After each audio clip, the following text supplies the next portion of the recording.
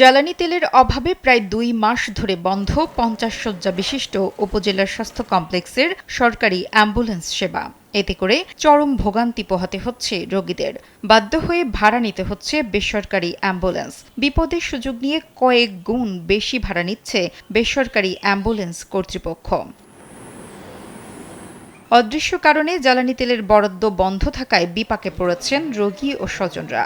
মৌলভীবাজারের শ্রীমঙ্গল উপজেলা স্বাস্থ্য কমপ্লেক্সের অ্যাম্বুলেন্স সেবার এই বেহাল দশা ভোগাচ্ছে সেবা গ্রহীতাদের। অ্যাম্বুলেন্স নাই, ২ মাস ধরে হাসপাতাল আইলে অ্যাম্বুলেন্স মিলে না। আমরা রোগী আনন্দ লাগে, অন্য গাড়ি ভাড়া বেশি দিয়ে আনন্দ লাগে। যে কোনো সময় অ্যাম্বুলেন্স চাইলে মিলে না। অ্যাম্বুলেন্স তো নাই ভাই, এবারে আমরা তো গরিব মানুষ, আমরা তো ভাড়া দিয়ে পাঠাম না। সবার একটা অ্যাম্বুলেন্স হলে ভালো হয়। স্যান্ডেলিনা সো, রূপচর্চায় আভিজাত্য। অ্যাম্বুলেন্স বন্ধের বিষয়ে জানা নেই ড্রাইভারেরও, তবে বসে থেকেই বেতন দিতে হচ্ছে সরকারকে। জানা নাই, তবে আমি জানি অনেকদিন যাবত বরাদ্দ আসতেছে না, এর বিদায় গাড়িটা বন্ধ আছে। স্থানীয় ফিলিং স্টেশনের ম্যানেজার চণ্ডীপদ আচার্য জানান, ২০২৩ সালের নভেম্বর মাস থেকে ২০২৪ সালের জুন মাস পর্যন্ত অ্যাম্বুলেন্সের জ্বালানি বাবদ ৫,১১,৫৬৫ টাকা বকেয়া রয়েছে।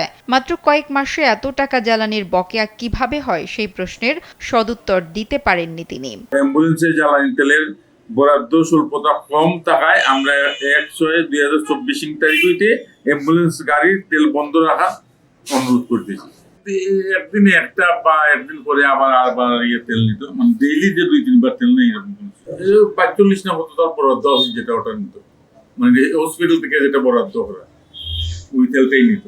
শ্রীমঙ্গল উপজেলা স্বাস্থ্য কমপ্লেক্সের স্বাস্থ্য ও পরিবার পরিকল্পনা কর্মকর্তা ডাক্তার সাজ্জাদ হোসেন চৌধুরী জানান, গত অর্থ বছরে ২ কিস্তিতে ১০ লাখ টাকা বরাদ্দ দেওয়া হয়েছিল।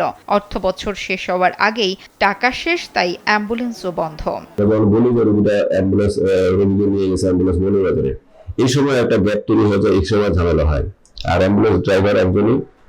আর এখান থেকে যখন প্রাইভেটে রোগীগুলো নেওয়া হয়, তখন অনেক সময় তারা রেটের চেয়ে বেশি ভাড়া নেয়। এটা তাদের একটা ব্যবসামূলক পরিশ্রম, তারা একটু বেশি নিয়ে থাকে। অভিযোগ যেটা উঠেছে, অ্যাম্বুলেন্সে তারা ভাড়া বেশি নেয়। আমাকে কয়েকজন ফোন করেছিল, কিন্তু আমি তাকে বলেছিলাম যে আমাদেরকে একটা লিখিত অভিযোগ দিতে।